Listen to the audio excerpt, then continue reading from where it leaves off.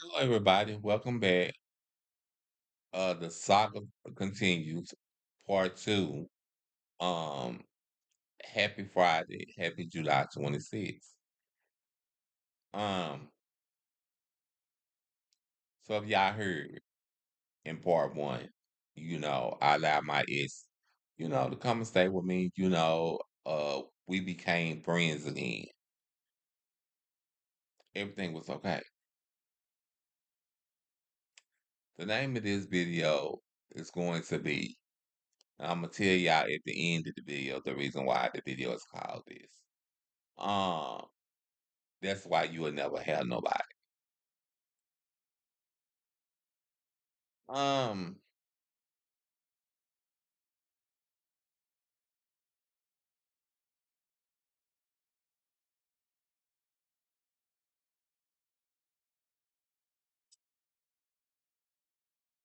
in the last video, I was talking about how he was sitting there saying that I ran all my friends away. And in the detail I put my friends first. And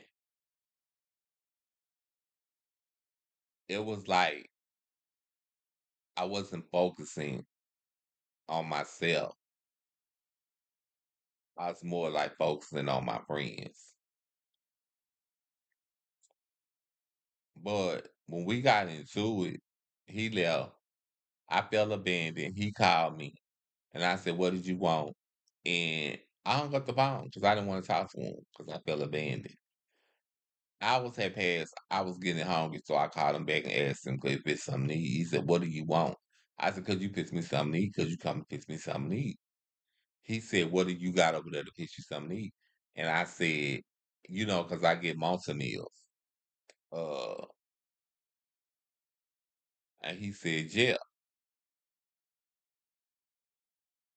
He came. I think everything was fine. He brought me one of those TV dinners that night, and it had ribs, mashed potatoes, and corn. I think everything was okay that night. Everything was okay that night.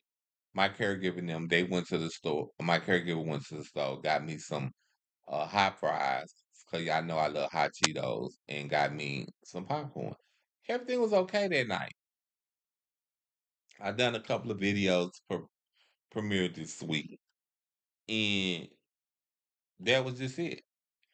Everything was okay. I was fine.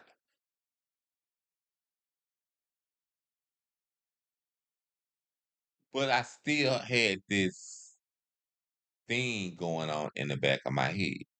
And in the back of my head, I had already knew,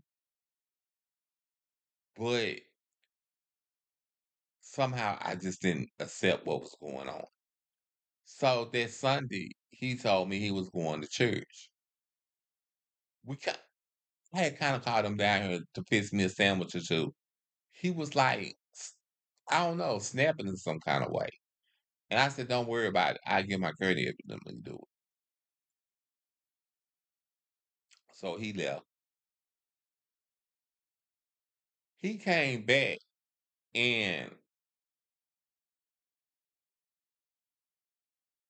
he was saying that he been on my gay son house. I had already knew what was going on behind my back. Now I don't know if y'all think that this is wrong or if y'all feel like I may be wrong.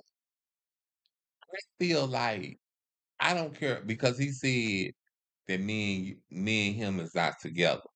But I feel like it's just like I don't know. It's just wrong.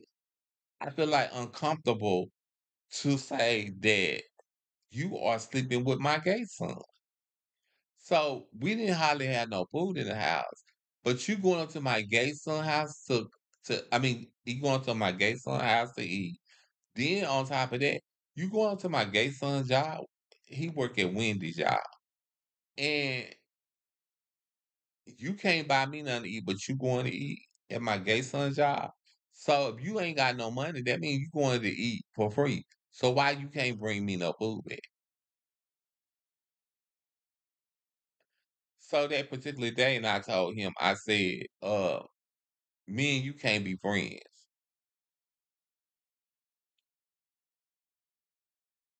Um, it was some words.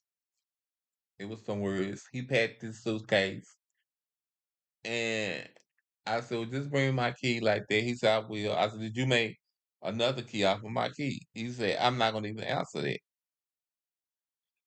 I called him, you know,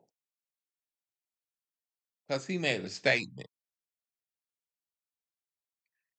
The statement was, y'all, like I said, I was gonna tell y'all to end this video. The statement was, that's why you ain't gonna never have nobody.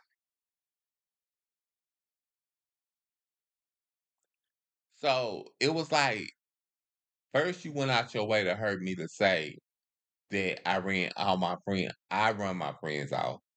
Now you going out your way to say that that's why I ain't gonna have nobody. And I wanted so bad, I called his phone to tell him, my nigga, I got somebody. The dude stay in Chicago. The dude been sending me money. But at the end of the day, when I called his phone, I said, no, I'm not gonna be petty like that. I delete the message.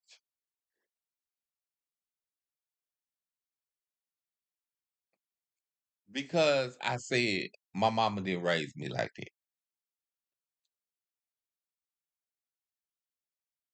My mama, I told her about it. Told my sister about it. I said, I don't know where these people getting this at, but I said, if I was out of this bed, the things that's going on in front of me, it wouldn't be going on. Because I felt like, I just felt disrespected all around the board. I could be wrong, y'all. I could be wrong. It could be nothing wrong with my ex dating my gay son. But I don't feel like it's right. And I feel like I would never do that. I would never date one of my ex's friends. I would never date one of my gay son's friends. But it seems like people love to do it to me. Um, that's just like my ex. He had dated one of my friends. And then it came back, karma hit you and bite you in your tail. My friend ended up cheating on you with somebody else. Another one of the dudes that I used to date.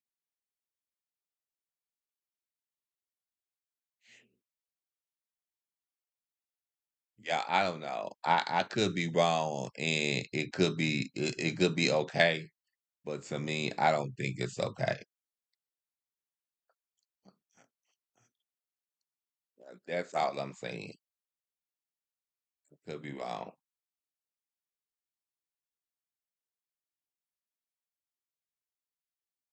But that's breaking a girl code or breaking a boy code. Feel like that's something that you just don't do.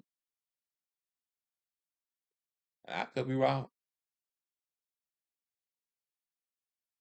If anybody out there asks me, do I still have feelings for him? I still have some feelings for him, but it's just like the stuff that he do, he be knowing it be getting up under my skin. And it's almost like you want to hurt me because I'm laying in the hospital bed and I don't understand it. And that's why I had to make this video. I would have came out and made this video sooner, but I couldn't. Y'all, I had to lay in bed at least a day or two and reminisce off of the things that these people do. And this is the thing, y'all. These people been going behind my back, doing what they doing, sleeping with one another. when I was in the hospital. They did it in my house. 'Cause what makes it so bad is when my sister came over here, she heard them doing it in my house. Cause she heard the person calling my ex name out. And I was so just like embarrassed.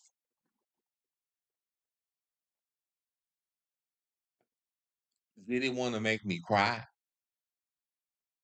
None of my ex did ever make me cry because, like I told my ex that day we got into it again. I told him, for the last 12 years, that's all you ever did. It just represents that who the person that you are. And then I made a statement and said, well, you and him have a happy life. And then he said, oh yeah, we will. And that's why you will never have nobody. I was just like, whoa, okay.